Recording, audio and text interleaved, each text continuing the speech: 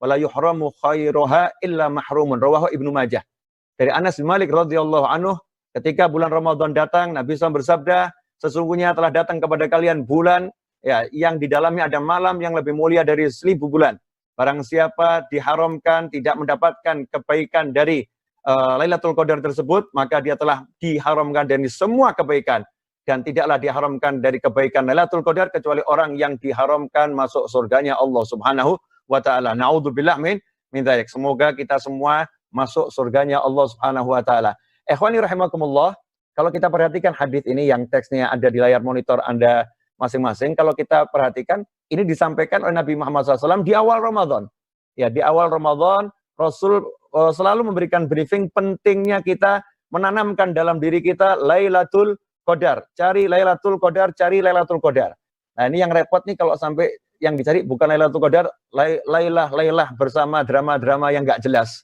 Ya, Lailah bersama drama-drama yang enggak jelas. Kita harus mengejar Lailatul Qadar. Nah, gimana caranya mengejar Lailatul Qadar? Amalan Nabi Muhammad SAW dikatakan oleh Sayyidina Abdullah bin Abbas radhiyallahu ta'ala anhuma dalam hadis yang diriwayatkan oleh Imam Bukhari dan imam-imam yang lain, bahwasanya Nabi Muhammad SAW kana Rasulullah SAW ajwadan nasi wa kana ajwada ma yakunu fi Ramadan hina yalqahu Jibril wa kana yalqahu fi kulli lailatin min Ramadan fayudarisuhul Quran wala Rasulullah SAW ajwadu bil khairi minar rihil mursalah. Dikatakan di hadis yang pertama di atas itu bahwasanya Nabi Muhammad SAW adalah manusia yang paling dermawan. Rasulullah adalah manusia yang paling berdermawan. Dan ajwada ma yakun, dan Rasulullah itu paling dermawan itu kalau beliau berada di bulan suci Ramadan. Kalau di bulan suci Ramadan, Nabi Muhammad SAW paling dermawan. Ikhwani rahimakumullah. Saya akan munculkan hadisnya. Ini dari Sayyidina Abdullah bin Abbas. Dahulu Rasulullah SAW kalau bulan suci Ramadan, ajwada ma yakun fi Ramadan hina yalqahu Jibril, saat bertemu dengan malaikat Jibril. Wa kana yalqahu fi kulli lailah. Di bulan Ramadan Nabi SAW bertemu malaikat Jibril setiap malam. Fayudari suhul Quran, kemudian Rasulullah SAW dan malaikat Jibril tadarus. Ya, bukan sekedar membaca, satu menyimak dan membahas isinya. Fala Rasulullah SAW ajwadu bil khairi minar rihil mursalah. Nabi SAW lebih dermawan daripada angin ya yang bertiup. Ya, daripada angin yang bertiup. Insyaallah akan saya bahas hadis ini karena hadis ini adalah hadis yang sudah mencakup semua, ya, sudah mencakup semua tentang apa yang harus kita lakukan selama bulan suci Ramadan. Yang pertama, di bulan suci Ramadan kita hendaknya ya menjadi manusia yang lebih amalnya. Jadi kalau ada orang nanya amalan Nabi SAW selama bulan suci Ramadan apa? Saya minta maaf kalau saya ngomongnya agak cepat, Mas Ari, karena waktunya juga terbatas ya, dan saya pengen apa yang saya sampaikan ini lengkap gitu ya, yang disampaikan lengkap.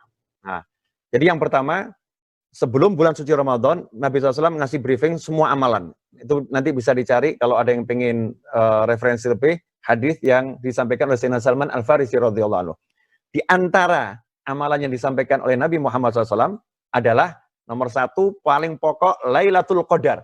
Nah ini loh, kita ini kok di Indonesia ini, kita sebagai umat Islam ini kok belum menyuarakan Lailatul Qadar. Justru orang sekarang tambah heboh menyuarakan masalah kiamat itu. Saya ini agak bingung orang heboh tentang kiamat, 15 Ramadan kiamat. Rasul nggak pernah ngajari umatnya untuk mikir kiamat di bulan Ramadan. Yang diajarkan kamu Ramadan ibadah gitu. Karena itu kalau ada orang awam nanya kepada Nabi Muhammad SAW, orang awam nanya, maka Rasul SAW bersabda kepada sahabat tersebut ketika ditanya mata sa'ah kapan kiamat, Rasul bertanya madat salah, apa yang kamu siapkan ya untuk menghadapi bulan suci Ramadan? Apa yang kamu siapkan untuk menghadapi kiamat? Apa yang kamu siapkan untuk menghadapi kiamat? Ternyata Rasul nanya apa yang kamu persiapkan untuk menghadapi kiamat? Tentunya cinta Allah dan Rasulnya, kata sahabat. Dan cinta Allah dan Rasulnya di bulan Ramadan kita buktikan kita banyak ibadah. Makanya saya himbau umat Islam dimanapun ada berada, nggak usah mikir kiamat. Insya Allah kiamat sudah dekat tapi masih jauh. Ya, 2 gerhana belum muncul ya, matahari juga belum terbit dari arah yang sebaliknya, nggak usah bingung. Insya Allah tanda-tanda kiamat itu masih jauh yang besar-besar.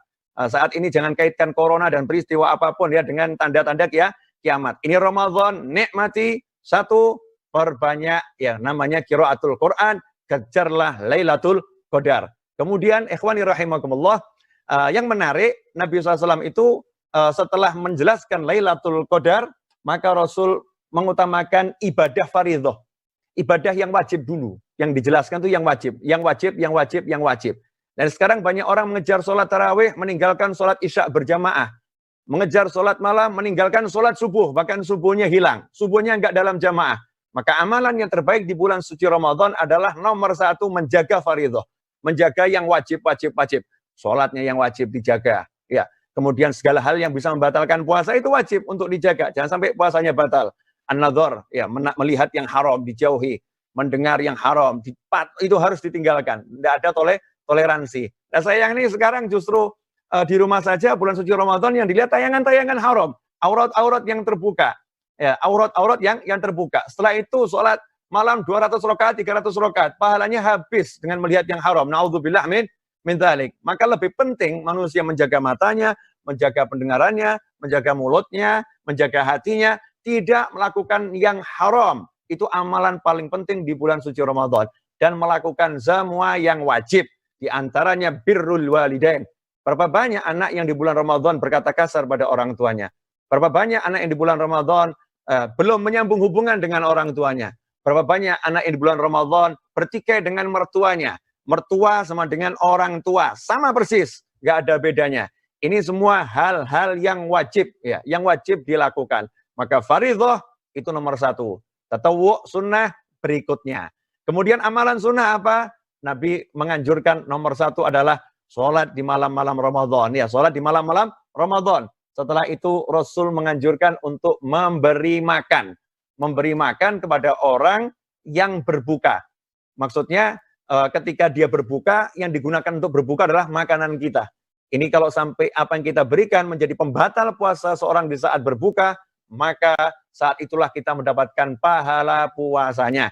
Nah kalau sekarang orang pada sibuk ya bagi-bagi sembako dan lain sebagainya, sangat miris kalau sampai tetangga kita ada yang mau berbuka saja mikir beli berasnya di mana, ya punya uang nggak buat beli beras, miris. Maka kita jangan lihat yang jauh-jauh dulu, lihat keluarga kita, lihat tetangga kita, lihat sekitar kita. Kadang kita sedekah pada yang jauh-jauh, padahal sekitar kita sangat membutuhkan. Rasul juga mengajarkan di bulan Ramadan itu amal yang paling bagus adalah meringankan beban para pekerja. Jadi orang yang kerja sama kita ini bebannya diringankan.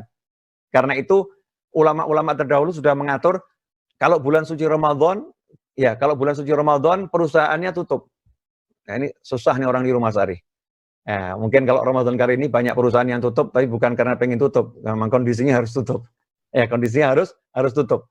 Kalau dulu enggak, para ulama begitu masuk bulan suci Ramadan tutup, enggak kerja. Nah, mungkin ini prinsip yang agak beda ya dengan kebanyakan orang. Kenapa? Karena ulama pengen dirinya fokus ibadah dan pengen semua karyawannya fokus ibadah. Dirinya fokus ibadah, semua karyawannya fokus ibadah. Mungkin ada yang nanya, loh itu kan kesempatan peluang emas di Ramadan untuk bisnis, cari duit dan lain sebagainya. Apakah 11 bulan kurang cukup untuk cari duit? Kalau 11 bulan kurang cukup untuk cari duit, berarti kita nggak cerdas. Berarti kita nggak pandai. Kalau kita pandai, kita tahu kebesaran bulan suci Ramadan, maka sejak Syawal kita udah sisihkan, kita udah siapkan, ya semua kepentingan duit yang kita butuhkan di Ramadan.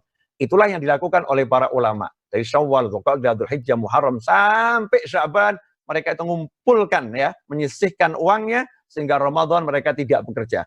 Bahkan salah satu sahabat saya, itu kalau bulan suci Ramadan, semua karyawannya diliburkan, tidak ada kerja, tapi dibayar penuh gajinya. Gajinya dibayar penuh, dirumahkan, ya nanti setelah Ramadan kerja lagi. Karena apa? Ingin mengamalkan sabda Nabi Muhammad SAW untuk meringankan beban pekerja yang bekerja bersamanya. Nah, kadang kita enggak, kalau Ramadan kerjanya ditambah. Semakin dikasih yang berat-berat, ya, dikasih yang berat-berat. Na'udzubillah min dzalik. Memberi makan orang yang berpuasa, meringankan beban orang-orang yang kerja dengan kita.